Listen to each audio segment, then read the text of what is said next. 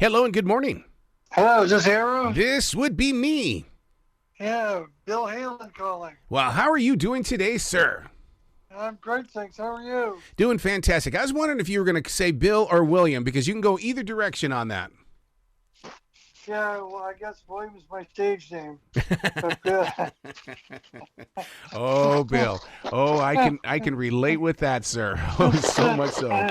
How are you doing? Good? I'm fantastic. Absolutely. It's a beautiful day in the Carolinas. It's a great day to be outside reading a book called The College Shrink.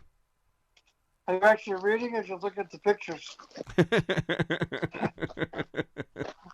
To put this book together, the emotion that's involved inside the paragraphs and the pages and stuff like that, where did you pull this story from? Oh, that's an interesting question. Many years ago, I got involved in starting in a school for underprivileged boys in a tough community in Massachusetts. And we put together this plan. And I went and saw this guy who was the headmaster at my own kids' school. And I said, can I steal an hour of your time while I take the plan to tell me what we're missing? He looked at it and said, great plan, but you're missing a psychologist. He said 275 of our 440 students in high school have seen the school's psychologist this year. And this was high school. Mm. I'm going, wow. And so I started following it high school through college. It only gets worse in college. It's college is not a happy place for too many kids as we would hope it would be. Right, right. It's kind of the ever-escalating academic, social, parental pressure on the campus with readily accessible drugs, alcohol, left swipe technology, etc. The kids are going in droves to see the college therapist. Yeah, yeah. I mean, you see that every day. I mean, just in this neighborhood alone, over the past, let's say, 20 to 25 years, I think where two stayed in college, the rest of them fell out because they just didn't have that support, and sometimes that family support is not always going to be the one thing they're craving for. And that's right. And you end up with, in the old days, it was you go to college and the issue is, you go to the therapist because you're homesick. But now it's anxiety, depression, body image issues, substance problems. And, 11%, according to two different studies, 11% of college kids consider suicide Mm-hmm. during their time in camp, which is just unfathomable to me. And that's a number that I never ever forget. Go ahead. I was going to say, who is Emily in the story, and the importance of this is really something that listeners need to understand. So Emily is a psychologist. She's worked on a university campus for 20 years, a kind of an elite university, and she sees 8 students a day, 5 days a week, not to mention evenings and weekends when she has to go to the hospital and see kids who are admitted. So it's kind of being on call. And so the story is told kind of, she's the protagonist. The story revolves around her life. But the thing we forget, which is all too real, is that therapists are people too. Mm-hmm. They don't always have the magical answer. They have their own problems in life. And when Emily's life takes kind of a downward turn, it reflects on the care she gives her patients. Meaning there's stuff that's missing. And in this story, she's supposed to be the therapist, but by the end, it's unclear who actually is, treating who. Mm-hmm. See, I've always believed in that it's like the therapists as well as the preachers are so giving with what they've got inside of them, but when they become empty, who is there for them? That's exactly right. And in this case, it ends up being her patients, her clients, who in turn help her. So it's a story with, these really wonderful characters. You will They will be real to you. They recognize you. And everything that Emily is going through, you will say, "Yep, I get it. Yep, I get it. Boy, that sucks." Well, see, I mean, that's one of the things that has always been heavy on my heart. When clients become a part of your life. I mean, I'm in the radio industry, and I've always part of the people I work with. But right here with Emily, I mean, she's allowing those that are real close to her to become a part of her life.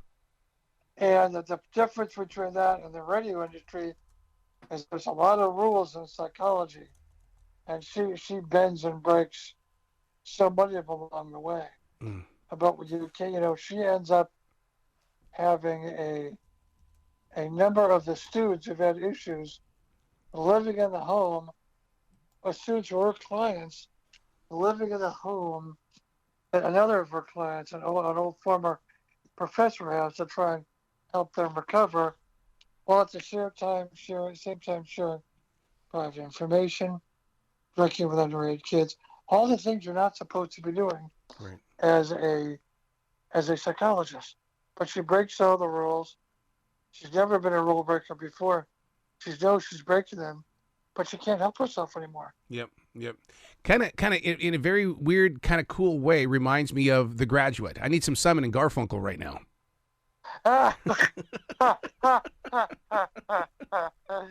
Yeah, those guys didn't like each other either.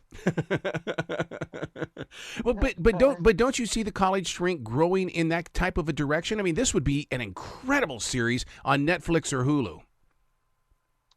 Yeah, I think so. That's your job to figure out how to do that. I have no idea how you do that, but because it's a story that is, some stories like a Grisham or a Baldacci are really, it's not the characters, it's the plot.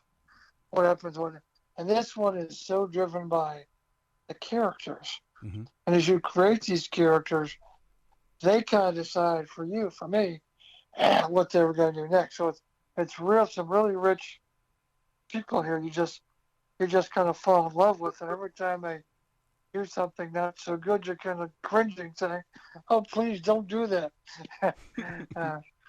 So when you are building characters, I mean, to me, I'm a writer as well, and that's one of those things that I get really emotionally involved in is the creation of a character, and you've got to straddle that line between, okay, I realize I'm sharing the story, but I'm also this character bringing this story out.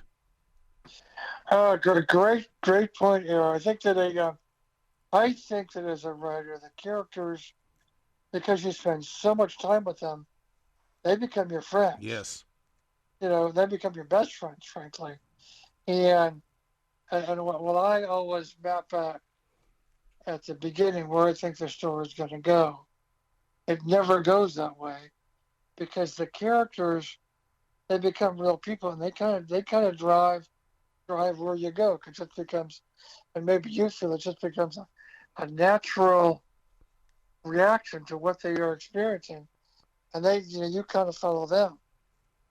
But they do become your friends, and you hate it. Yes. When you do something that they shouldn't be doing. Well, I always call that a wine glass moment, where I'll go in with a glass of wine and sip on it while I'm kind of editing it, and there are times that I'll take stuff out only because I have the courage through that glass of wine to say it doesn't fit. Get it out of here. If I had a glass of wine while I was writing my stories, it come up like a Bazooka Joe comic strip.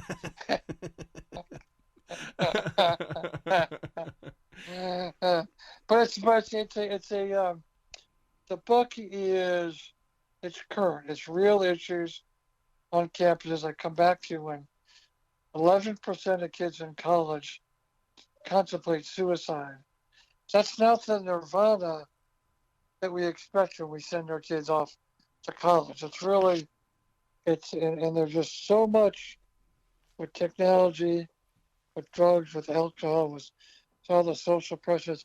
It can be a hard place for a young person to to be. Now, isn't that because that we live in this society where it seems like everybody wants to control us, and then when we finally have a little bit of space where we're in control, we suffer from a thing called post-production blues. It's like the demands on us are so, but when we get in control, it's like, what am I going to do? What am I going to do? Oh, I must be a loser. I can't come up with what I can't think on my own. Oh my God, where are they at?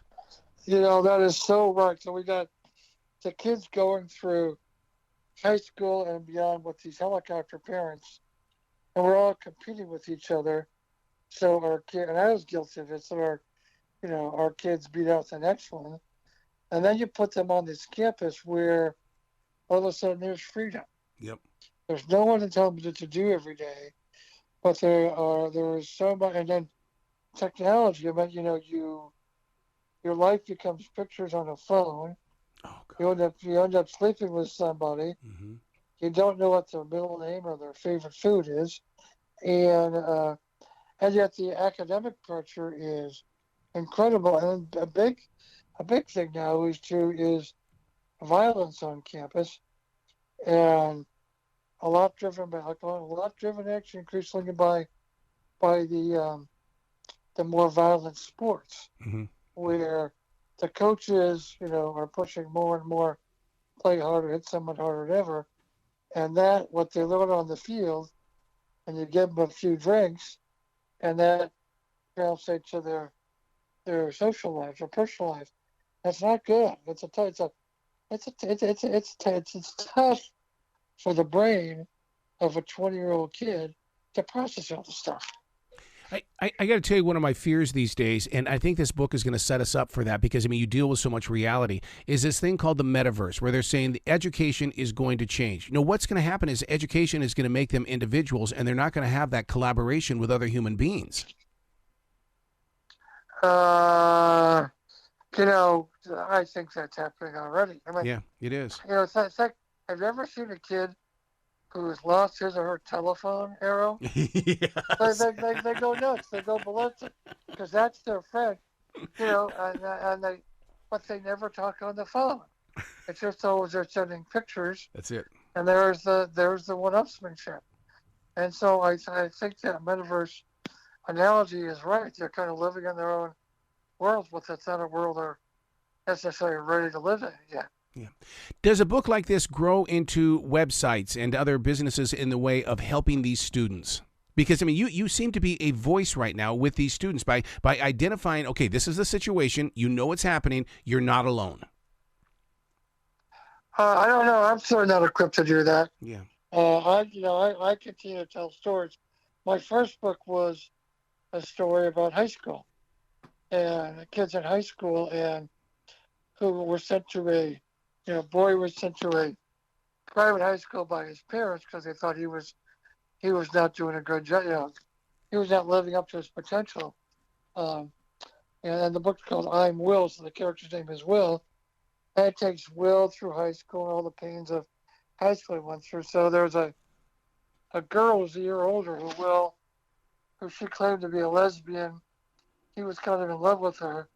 But this girl, Jelly, is a primary character in my newest book, The College Rank. So it's Jelly having gone from high school to college. So I think my job is just to keep telling the stories about what can happen with our children as they go from teenagers to young adults and beyond. So where can people go to find out about your books and find out more about you so they can start sharing a lot of love with you, sir? Love when you ask these questions, Darryl. They can go to W.D. Haylon, WWilliamDavidHaylon.com is the website. And they can go to Amazon's easiest and order The College Shrink. I love it. By William Haylon. And then I hope they do. I think it's funny, I just got a review from a woman who I have no idea who she is, but she said she bought the book. She was going on vacation. Her plane was delayed for hours and hours and hours. And she said it was her best plane delay ever. Wow. So it must be a fast book. She said she read the entire book while she was at the airport. I can't read that fast. but as you know, being a writer, you love to write, but it's always kind of fun to get messages like that or reviews like that. So I think it's a good story. I think there's a fun narrator in there who kind of keeps dropping tidbits, breadcrumbs Yep. Yep. about what may be happening in the future, and so you kind of live on his words. But it's it's a good story, and it's both fun, it's entertaining, but it's a real eye opener Absolutely. to the kids today. Well, please come back to this show anytime in the future. The door is always going to be open for you, Bill. Yeah, I'd love it, Doug. You're entertaining as all get out. Excellent. Well, are you like this when you're not in your off your show? Absolutely. It's always just being upbeat and fun and getting to know people. How'd you get in this business? I've been in radio for 43 years. How come you sound like you're 30? No, I'm 60. Well, you got pretty good energy for 50. Thank you. Thank you so much. Well, you be brilliant today, okay, sir? Thanks, sir. Appreciate it.